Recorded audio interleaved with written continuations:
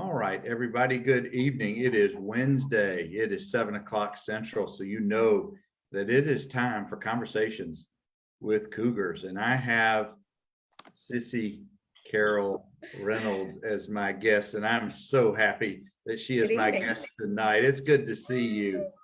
Thank you for making some time tonight. Class of 83, Majorette on the field. Look at that shirt right there. Look at that relic. That's awesome.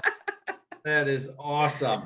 And that I was a freshman, Sissy's senior year. So we crossed paths, didn't know each other back in the day, but certainly know each other now.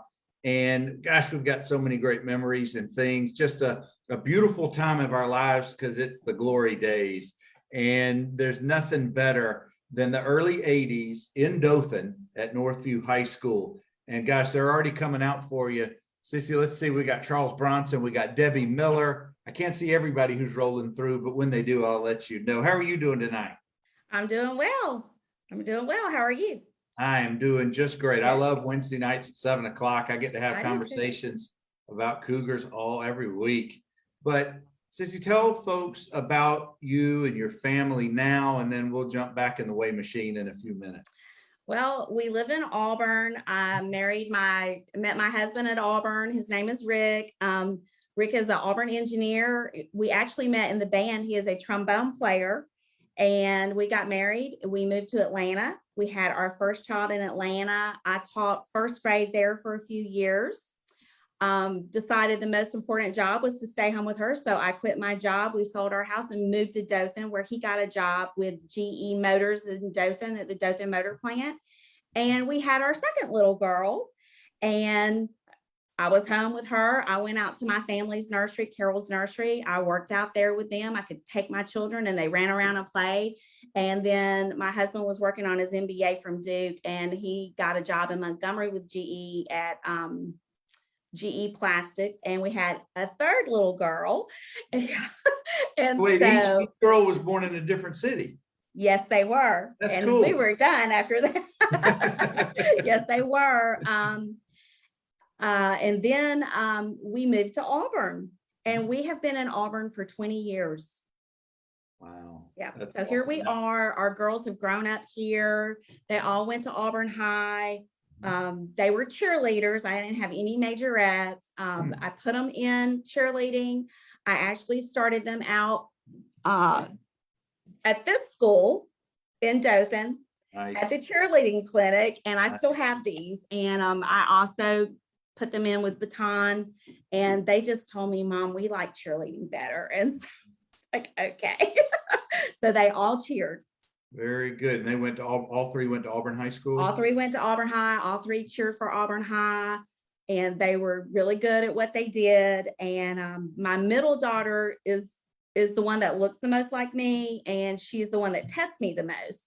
And I would say, oh, Northview, you should have seen our pep rallies, and it would kind of hurt her feelings. But I was like, seriously, no, we did this, and this. You should have seen our Northview pep rallies. And I was really trying to just give her information to kind of help her a little bit. But Northview would come to town, and they were in a slump for several years after all of us left. And she was like, I just don't know why you think Northview's just so great. We beat them all the time. And, I was just like, just taking it. And finally, Kevin Chris was in my grade, and he happened to post a state champ ring from when they won. And so I screenshot it and I sent it to her at school, and I said, this is what a state champ ring looks like. So I know. Well, I know that with your children having gone through Auburn in the last several years, Melissa and Ross Morris's two boys also went there. So I'm sure you guys know each other, and the kids know each other. Yes. Oh, that's so great. And Ross Leanne got to cheer for their son, and they did get to go to state that year. We lost to Hoover. But they did get to have that experience. Yeah. And Ross was on the show a few weeks ago, and I watched him. Great conversation. Yeah. Well, that's so great. I love. Of course, we all know Carroll's Nursery from back in the day, and I bet that's good memories for your kids being able to run around there. It was so young. But let's talk about your childhood growing up. I know that you moved from Montgomery down to Dothan, but I want to talk about Dothan as it. in the late 70s, early 80s, before you get into high school, it's, it's a much simpler time. And we like to say that it wasn't as busy as it is now. We didn't have internet. We didn't have any of those things. We were outdoors. But now I'm starting to sound like an old dude. But I want to know, what was your childhood like? What was it like for you growing up in Dothan?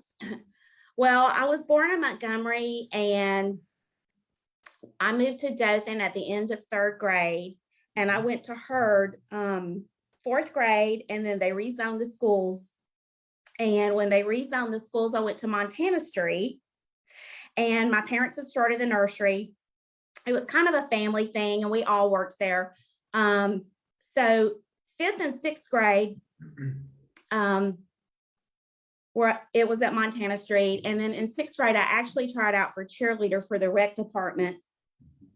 I did not, I did make it.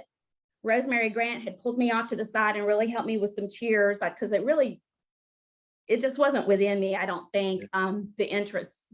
And then in 7th grade, I went to Girard Junior, and I saw the pep rally and I saw the Majorettes, and I really wanted to be one. And so to be one, you had to be in the band. And so my mom bought me a clarinet, and I played clarinet, and then I was going to try out. Well, we were rezoned again, and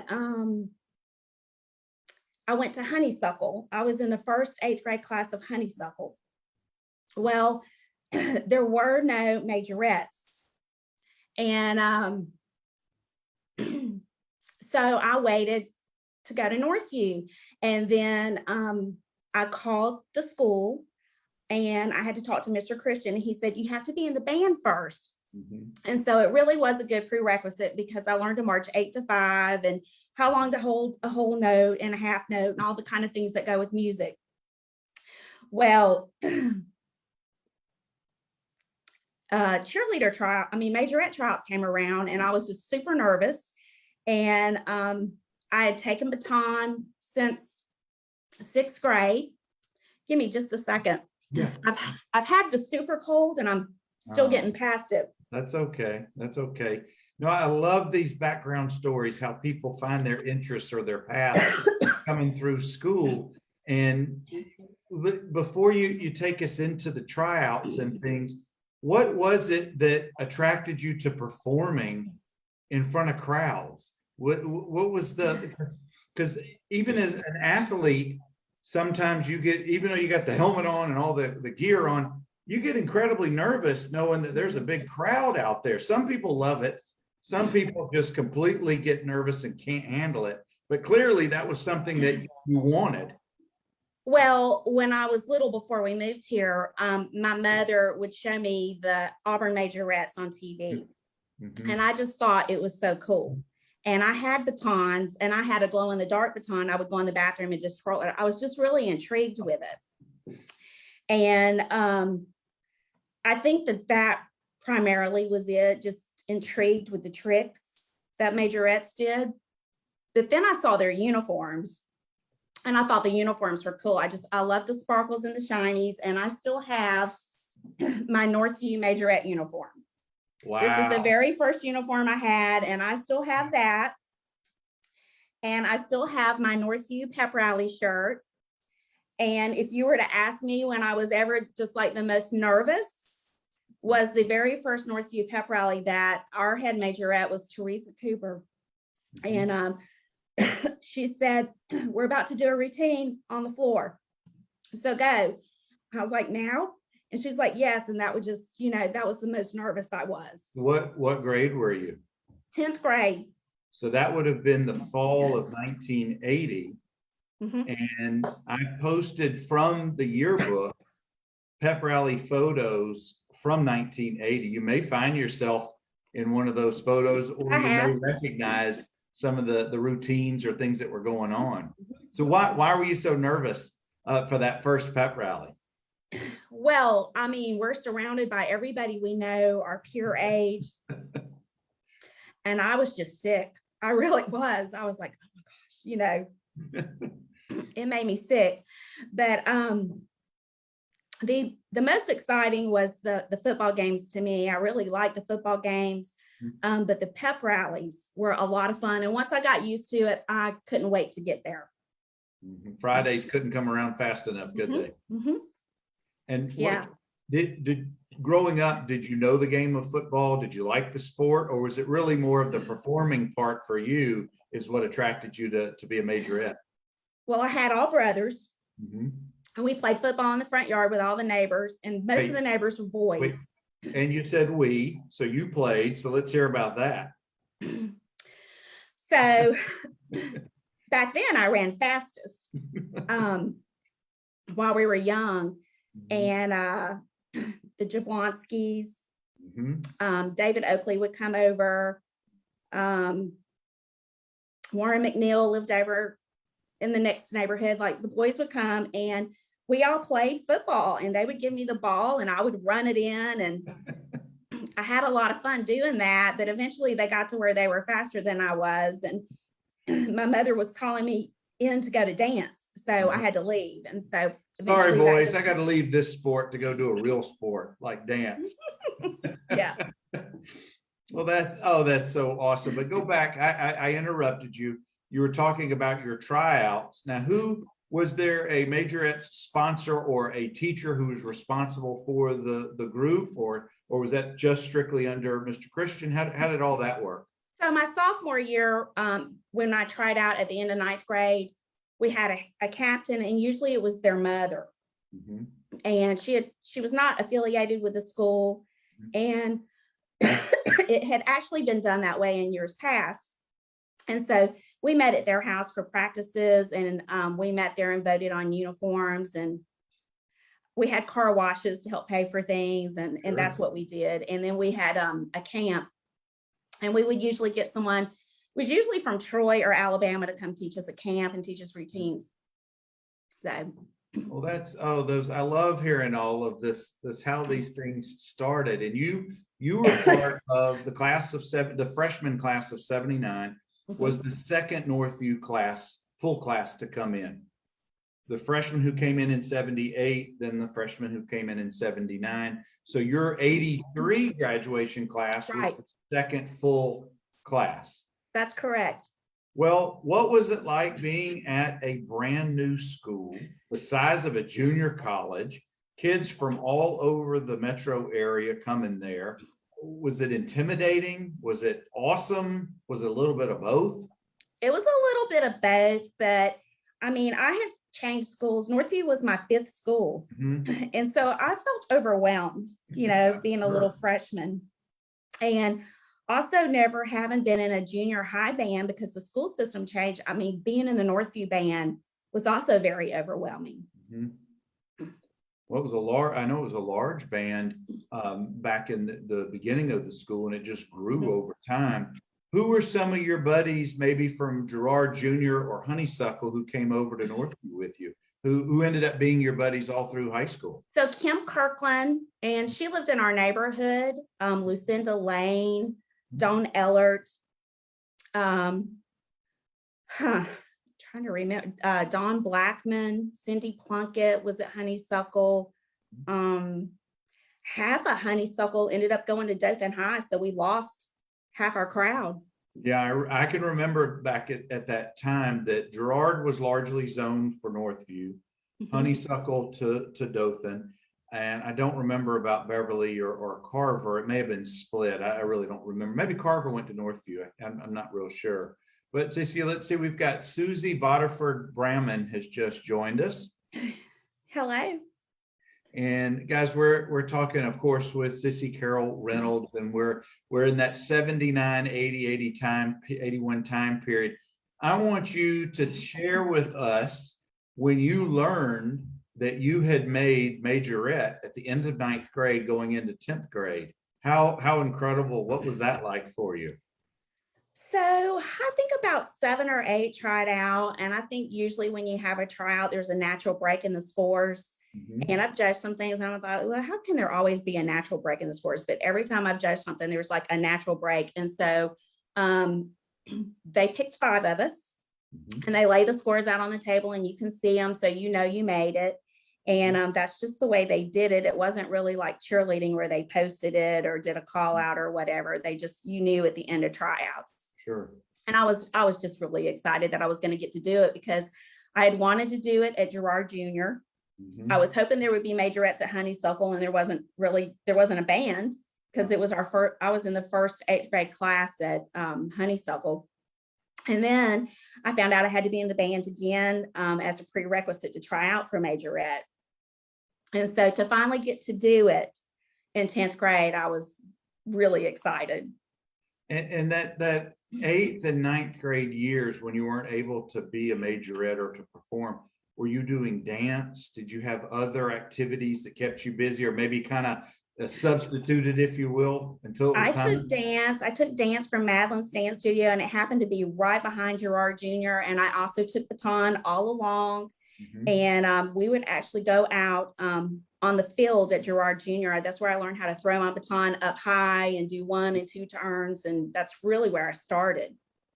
Very cool. Now let's get away from the band and being a majorette for just a few minutes. I want to talk about school.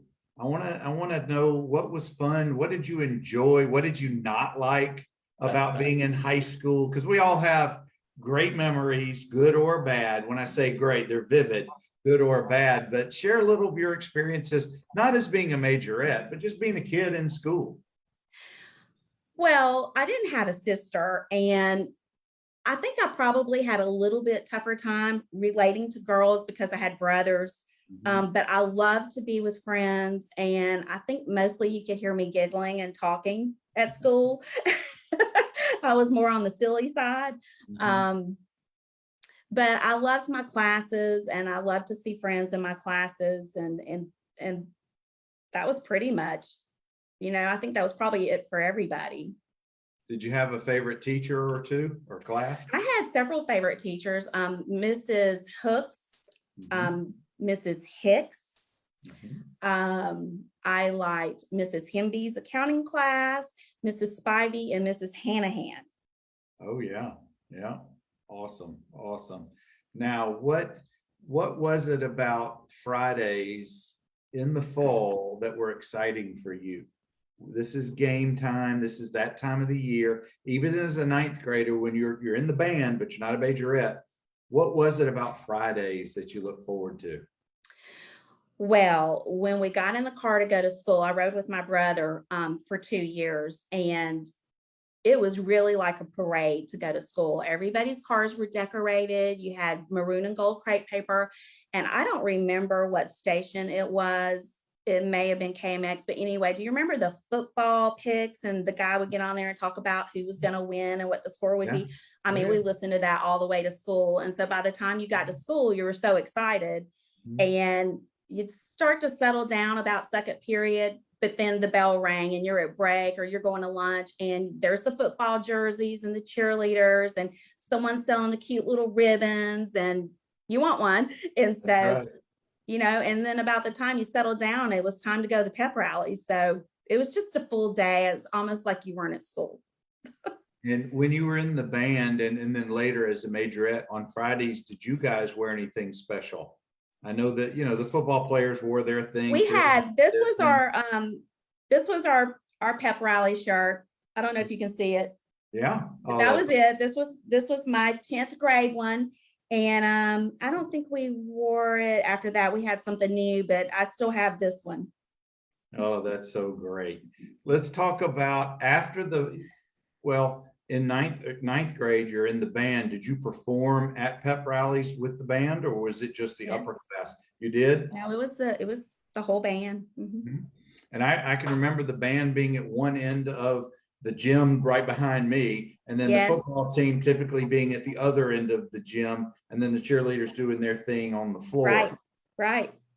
And at least my memories, I hope that I want to hear yours. Dr. Smith ending the pep rallies with his famous chant. Yes. But was there a louder place in the state of Alabama than the Northview gym on game day pep rallies?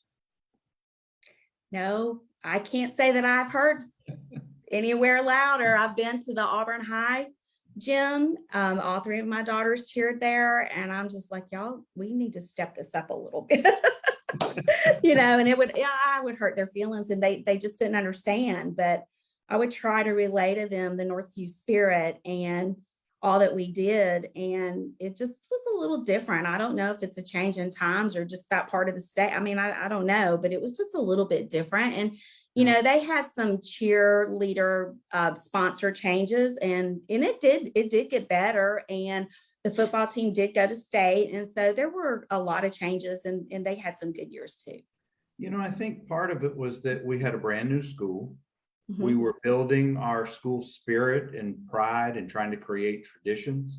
It was, as we said earlier, a simpler time. Football was really more important to the average student back then. It was also an incredibly important social gathering for not just the students and anyone who's affiliated with the program, but for the families. And because everybody sat in there where they always sit, and that family's sitting there and they're sitting there. And I really think that football was one of those things, because there was such early success in the school's program. It helped to bring the pride and the spirit way up, because everybody loves a winner. Right. And the first season, Coach Parrish had a winning record. And then your sophomore year, yours junior, the program kept building. We win a state championship while you're in school. So you can't get much higher than that from a spirit standpoint. Right.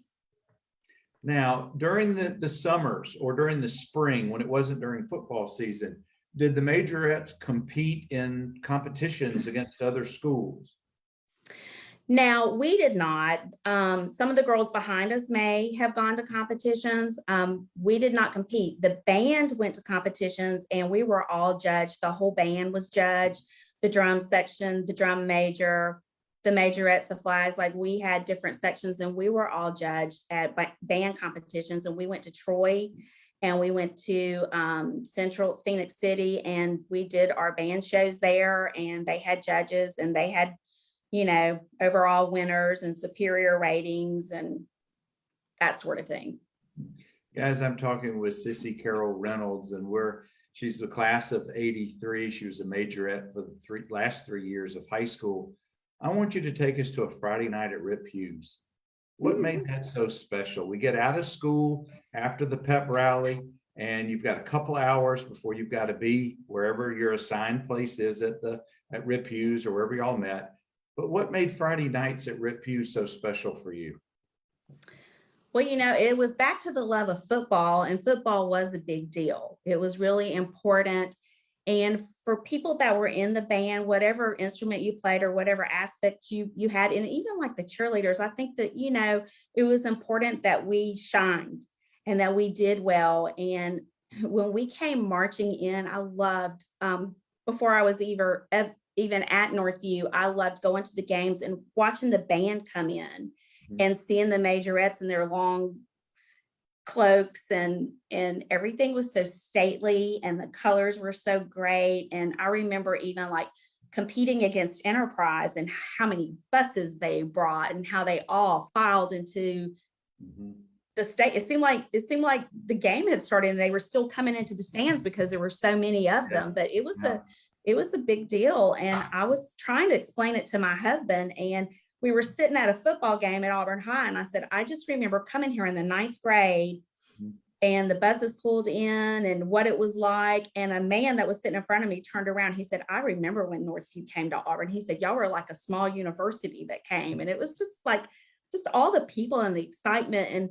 And even I had told my middle daughter, like, just wait till you go down and Rip Hughes and play. It's just going to be packed. And they went, and it wasn't packed anymore. And it's just like, where are all the people? I was like, I don't know. But I was so thankful you put that picture up of Rip Hughes with all the people so they could see what I was talking about. Like, everybody went to the game.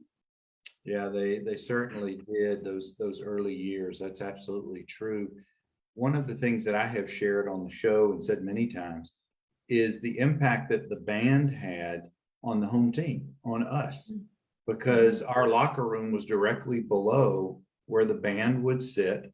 And when it's pregame and you're trying to get your mind right, getting the feel of of what you're about to do from competition and your assignments and all of those things, you could not only hear it, but feel it from directly above. And it was that energy that just kind of fed to us.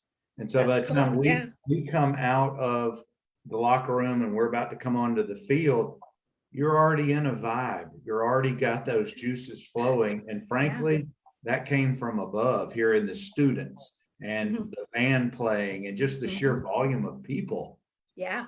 Yeah. All of those things really fed in. I don't know if it's really ever spoken very much about that, but it's very true, at least during our years when we were there. Yeah. Yeah.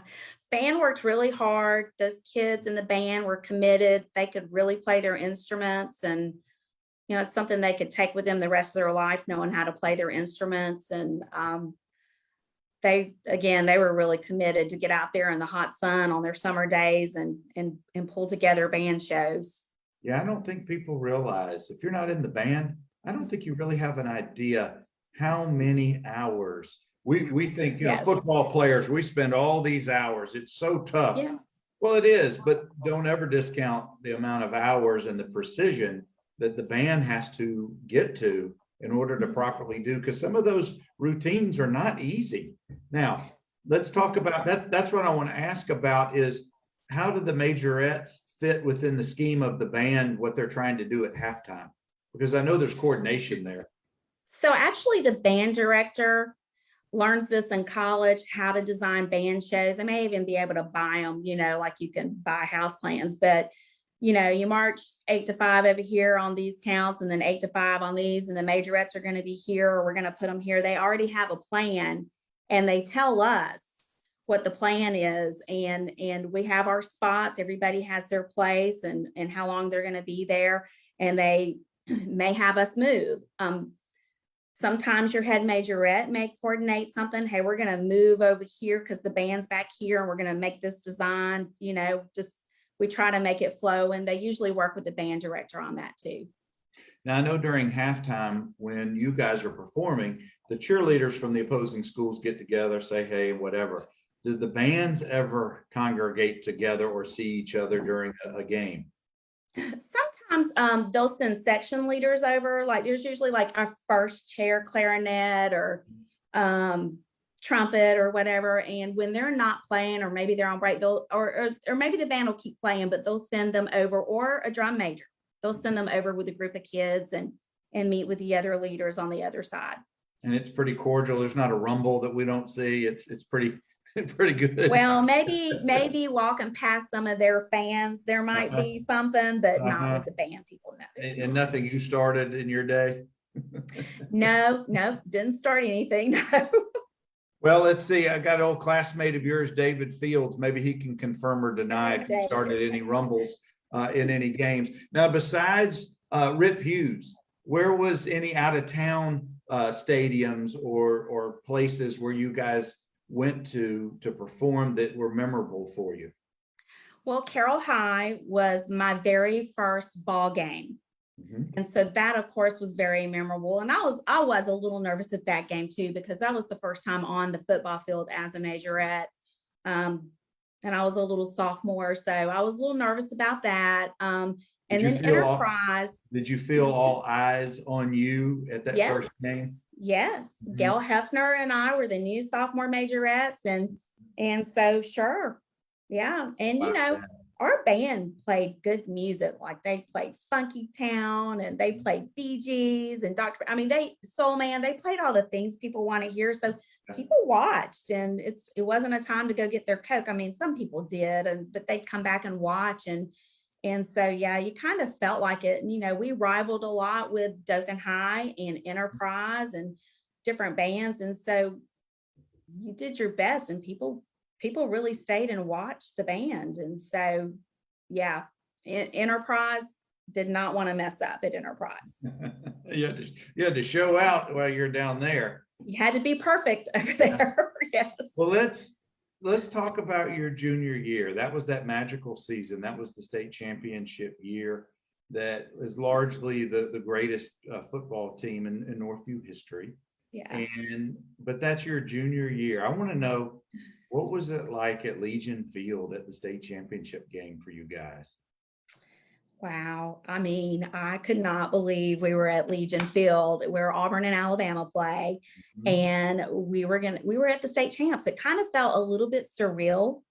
And of course, the stadium's so much bigger than Rip Hughes was that, all the seats were not full, but you could just see how big the crowds must be for SEC football. And I just remember just sitting just kind of clenched up, like your muscles clenched up, just watching every play. Like our boys would try to make a play, and it was a hard fought battle. I mean, it was a low scoring game. I mean, and Alan Lopez kicked that final kick. I mean, that just thank goodness that was a really hard fought game. And then last week when David Alford said the other team's coaches were up there watching, well, then that explained it, Mm-hmm. Yeah, there had to have been some reason or somehow they figured out some things. But the next year wasn't as successful. Of course, didn't get back to the state finals. That was your senior year. And that can be a bittersweet time. You go from the mountaintop and you're hoping to repeat, but there's just too many players graduated and the team wasn't as strong. But at the end of your senior year, that last game, and you realize, well, my time being a majorette for Northview is over.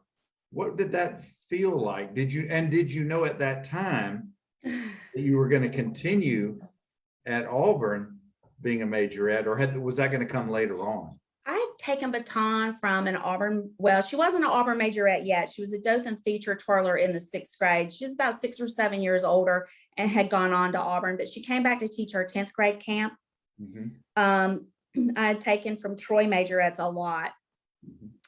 But before that last game, I was already thinking this can't be the end. I want to do more.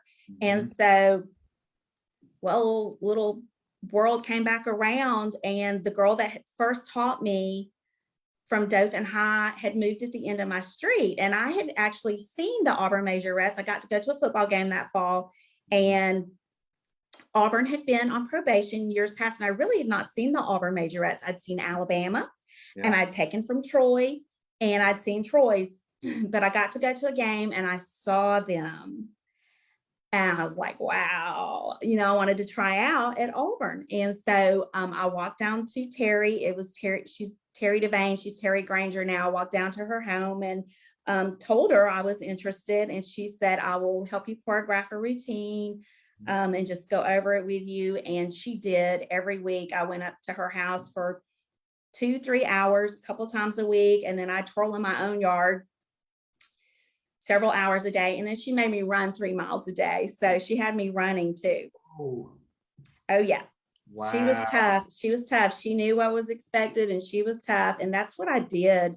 Probably starting the end of October, November, all the way through my senior year. I would just go home, twirl, run, do my homework, go back to school.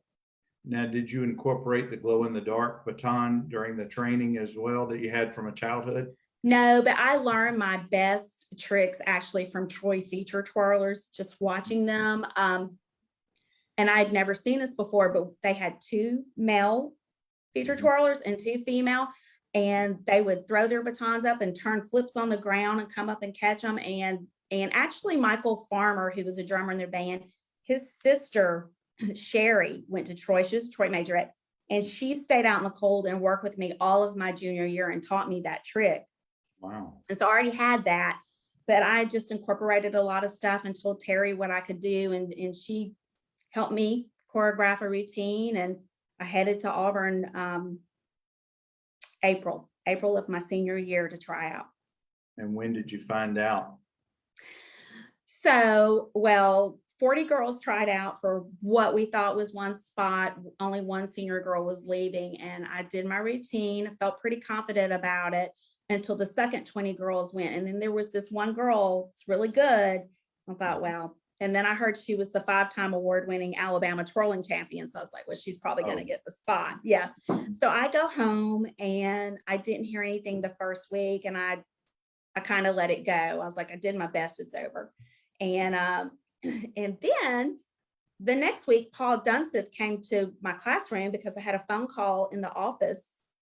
And I go to the office and he's smiling. And, my previous years, like if you heard someone got a phone call in the office, it was something not good, like Wasn't heart attack good. or something in the family. And Yeah. I was like, is something wrong? And he's just smiling. And I was like, well, it's not really funny. But, we get to the office and Miss C is in there and she is also smiling. And I'm like, what in the world? And they said, you have a phone call. And so I took the phone call and it was Auburn University asking me if I would accept the position as an Auburn Majorette. And I was like, just shocked, and just there was a chair in front of her desk that was turned away from the desk. And I mean, just got on my knees. I just could not believe it. What a moment. Yeah. What an Yeah. awesome moment. Now, I always have to ask the what if. Had you not gotten that phone call and not gotten that final position, were you still going to Auburn? I was going to actually go try out at Troy. So, I told my husband I came to Auburn to twirl, and he said, don't tell people that. And I said, but I really did. Well, you certainly made the most of it, because that's where we're going to pick up the rest of this. And guys, I'm with Sissy Carroll Reynolds. She's already been a majorette at Northview and a state champion her junior year. She's now going in the fall of '83 to Auburn to be a majorette. Now that is one of the heydays of Auburn football. So yes. I want you to set the scene, because you've got Pat Dye and a couple of other important figures as part of the program. Mm-hmm. Well, I had been senior year when I saw the majorettes, and I watched this guy flip over the top of a Nebraska Cornhusker, and Nebraska beat us. Didn't know who he was, but I was like, wow, how do you do that? Mm-hmm. And so the next year I was a freshman, and I had really stepped into something that I just thought the twirling was great. And the football team was great. And actually that year we were number 3 in the nation. And that guy was Bo Jackson. Mm-hmm. And he, of course, made a lot of great plays. And the whole year was just full of excitement. Back then, they didn't have the game day guys that sat and talked football stats. They showed the bands at halftime. You could see the whole band. They showed the whole show. They'd zoom right in on you, your face and everything. So I think I sent you a video. That was the Alabama-Auburn game. Wow. 2 years later, after Legion Field state champ game. And that was just part of the song, and I cut it off. I mean, a lot of airtime majorettes got that you don't see anymore. Well, you just brought me to what I was going to ask about. What was it now like being an Auburn majorette, coming back to Legion Field where you had already performed as a high school junior? How cool of a moment was that for you? It was cool because I'm back on the field with Rosemary Grant. Mm-hmm. In fact, when I came up to try out, I called Rosemary that tried to help me with cheerleading. I was like, I'm going to try out for a majorette, and I really need a good place to stay. Her room was right across from the band hall. So she was so welcoming, and I slept in her room. But she was a cheerleader, and I'm a majorette again with Rosemary. We're both on the field again. And then we can hear Joseph Johnson across the field. He was Alabama's head cheerleader saying, "Roll Tide." It's funny. JJ just signed on a couple of minutes ago. And for 1 or 2 seasons, I know that JJ was the mic man. And clearly, if you knew him, you clearly could understand who, you heard his voice. Oh, yeah. And even though you guys all were friends growing up, or at least in high school, did you guys get to meet up during the games at all to catch up or say hello, or were everybody just too busy at what they were doing? I don't remember. I mean, of course, I talked to Rosemary because we would pass on the field and wave and say hey, but I don't remember going around where the Alabama cheerleaders were. It's just, they probably went and did their thing when it was halftime and had their break. And that's when we went on the field. Well, plus there was just a little bit more people in Legion Field for the Alabama-Auburn game than there was the Carver-Northview game. Yes, 2 years prior. But yes, and I didn't know anybody. I mean, it was like 315 new people. but I did have, Dixie Newsome was a graduate in our class at Northview, and she was in the band at Auburn. So I did know her. Oh, that's cool. That's cool. Well, Sissy, we've got a few more minutes, and I know you're kind of in the Auburn years, but and you shared a little bit of your experience and what you tell your daughters about. I'm sure they, after the eye rolls, oh mom, we don't care about what you did. It's about us. That's how teenagers are. But I know they listened. I know they heard you. I know that they appreciate what you went through and the pride that you felt. So here's my question. All parents want their children to exceed what they did and to find their own path. And yours certainly did. Mine are as well. But there's also this sense of, hey, I also am accomplished as the parent. I'm also, I did certain things. I may not be that person now because I'm an adult and your parent. But when you have those conversations with your girls, and I'm sure as they get older, it's a little bit, I don't know, it changes, the conversation changes. But what is it that you communicate to them that you hope that they picked up, maybe from some life lessons? Because, we don't always succeed, but a lot of times we remember our losses more than we do our gains or our wins. It's not every day is on TV and you're performing. There's a lot of other days that are tough as well. Well, I said to myself a long time ago that if I ever had a daughter, I would let her choose and do what she wants to do. I introduced the girls to lots of different things: cheerleading, baton, choir, piano. We did everything, and they got to choose. And I always told them, if you don't work, if you don't try, you're not going to get there. And early bird gets the worm. You gotta get up, you gotta work hard, and I'm not going to do it for you. It's hard, and this is your choice. You got to get out there and do it. And I know for a lot of parents who we want our children to succeed, it's hard, at least for me, and probably many others, it's hard not to just keep pushing them along or helping them along. But you're right. They've got to find their path. Yeah, they do. If you do it for them, it's no good. That's In the right. long run. Well, I don't mean to skip around, but I wanted to ask you of some unique experiences that you had while being a majorette at Auburn, maybe some fun games, bowl games, or people you may have met.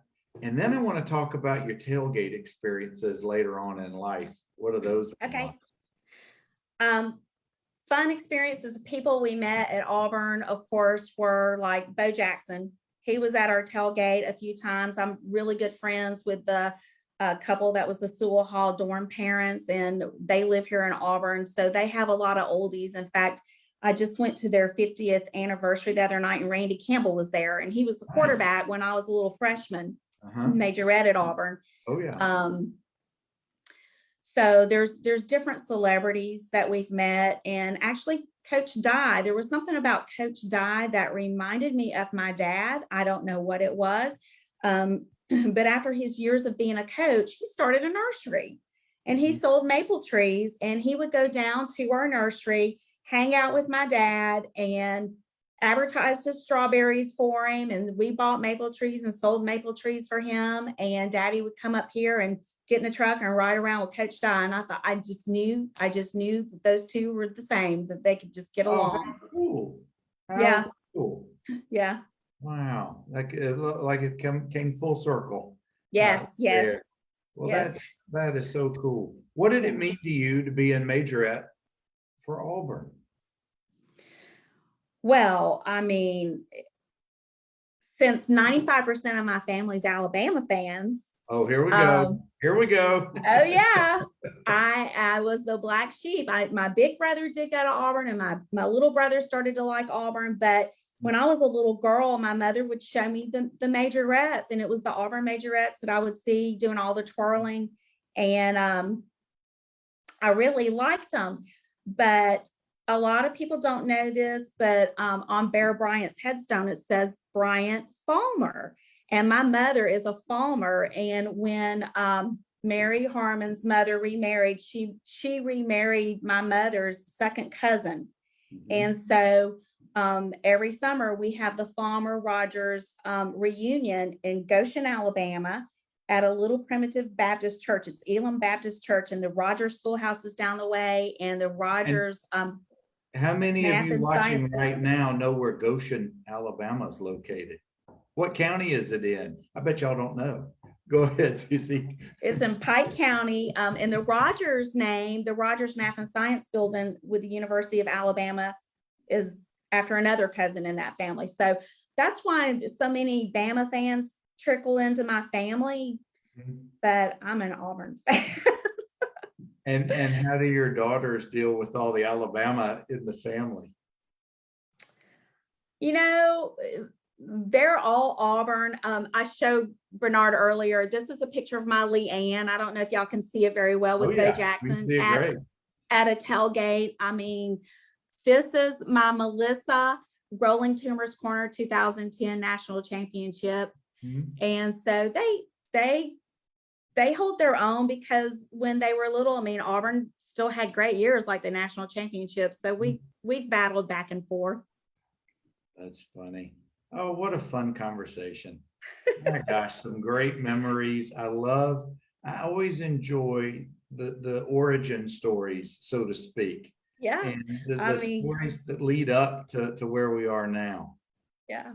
Yeah. So thank you And this is my, it might be too big. I have my Auburn uniform. It's orange and blue, of course. There's some that are orange and white and blue and white. But I wore this uniform to the Georgia game. I never wore it to an Alabama game. I wore it to the Georgia game because we were number 3 that year, freshman year, and Georgia was number 4. And so when we won, it earned our right to the Sugar Bowl. It sure did. Rick Cazenave just jumped in and he says he remembers working with you and your brothers one summer at your dad's nursery. Oh, really? That it was a real learning experience. Oh, yeah, I'm sure. Well, guys, this is why I have these conversations on Wednesday nights. It's the oral history of our program and really our school. And conversation, when I get to talk to folks like Sissy, it just makes it all worth it. And that's why I keep doing these.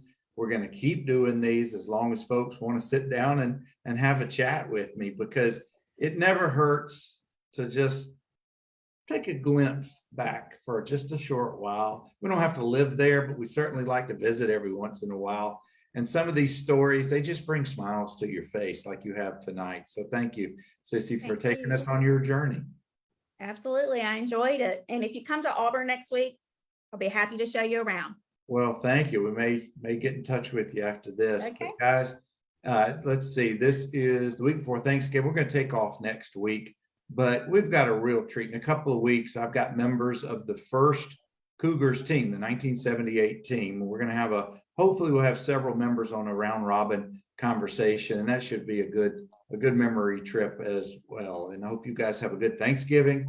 And just keep coming back. I keep loading more pictures in there. I'm hoping Sissy will put pictures of her artifacts, as we call them, in there, or at least send them to me. And we're just going to keep doing this. So thank you, everybody. Thank you, Sissy. I really, really appreciate it. Y'all have a safe rest of your week. We'll catch you next Wednesday. All right. Thank you.